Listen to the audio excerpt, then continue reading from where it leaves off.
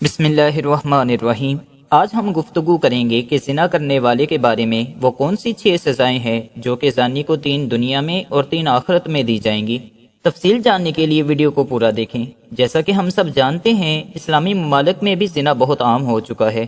زیادہ تر دیکھنے میں آتا ہے کہ زنا کو بہت معمولی سا گناہ سمجھا جاتا ہے، حالانکہ زنا کا شمار کبیرہ گناہوں میں ہوتا ہے اور اللہ تعالیٰ نے زنا کرنے سے سختی سے منع فرمایا ہے۔ امام شافعی رحمۃ اللہ علیہ فرماتے ہیں، اے اہل علم انسان، اس بات کو جان لے کہ بے شک زنا تمہارے اوپر ایک قرض ہے جس کی ادائیگی تمہارے اہل خانہ سے کی جائے گی۔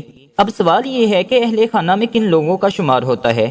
تو فرمایا، اہل خانہ میں تمہاری ماں، بہن، بیوی، بیٹی اور بھائی وغیرہ شامل ہیں۔ نبی اکرم صلی اللہ علیہ وآلہ وسلم سے مروی ہے کہ آپ صلی اللہ علیہ وآلہ وسلم نے فرمایا، اے مسلمانوں کے گروہ، زنا سے بچو۔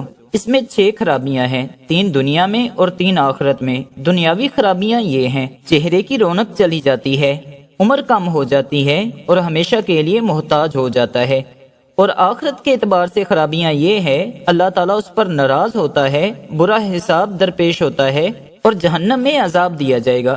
حضور پاک صلی اللہ علیہ وآلہ وسلم نے فرمایا، اللہ اس شخص کے چہرے کو تر و تازہ کرے جس نے میرے سے کوئی حدیث سنی، پھر جیسے سنی ویسے اسے آگے پہنچا دیا۔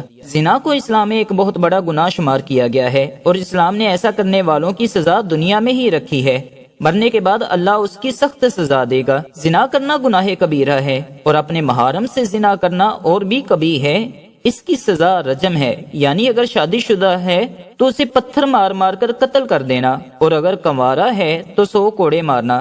مگر آج کل حدود کا نفاذ نہیں، اس لیے ایسے شخص کو صدقے دل سے توبہ و استغفار کرنا چاہیے۔ ایسا شخص اگر اپنے فعل پر نادم ہو کر توبہ و استغفار کرے اور آئندہ ایسی حرکت نہ کرنے کا عزم کرے تو اللہ تعالیٰ کی ذات سے قوی امید ہے کہ اس کی توبہ قبول فرما لے گا۔